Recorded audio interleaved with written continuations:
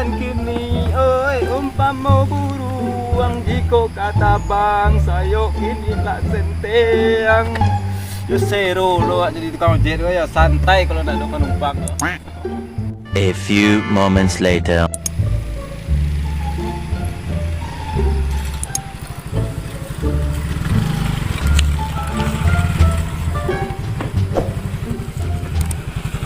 Hei Din, buru. Mana Din?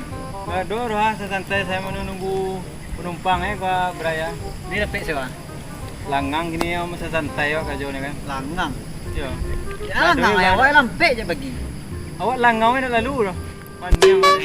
Langau malah lu jalan magang gue. Ayo yan. Langau ni dah lalu itu langang nak gang kan.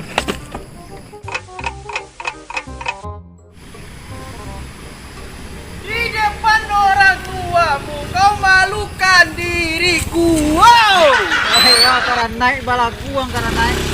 Bocek anget. Fee banyak dapat penumpang ni kalau naik. Iyalah. Rapi sewa. Anak santai. Kopi mah kopi gua ada dong kopi di dia makan lah mang kopi alun. Kali lah kopi tu bagi-bagi jo kawan kalau ramigo tapi je. Rami.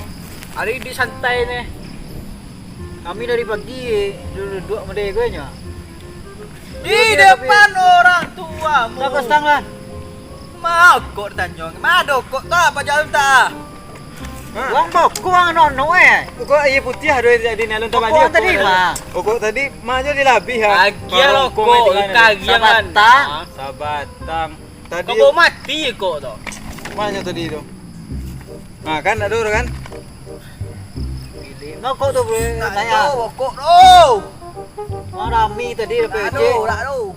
Nangis hati ini. Nak odek dah lah. Ada nadonu dan cek.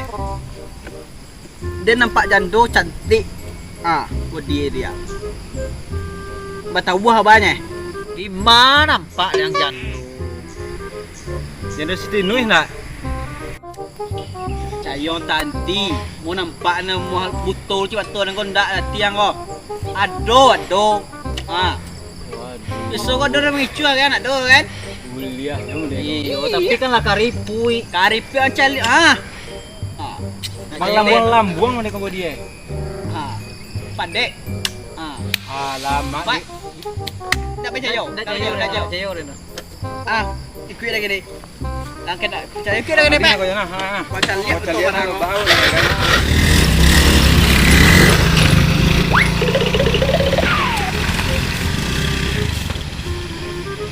A few moments later.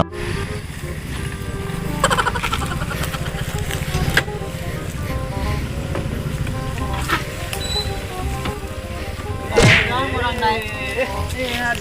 Orang laba laki yang sapu jando. Lama ngasai dengan tangannya deh. Jando.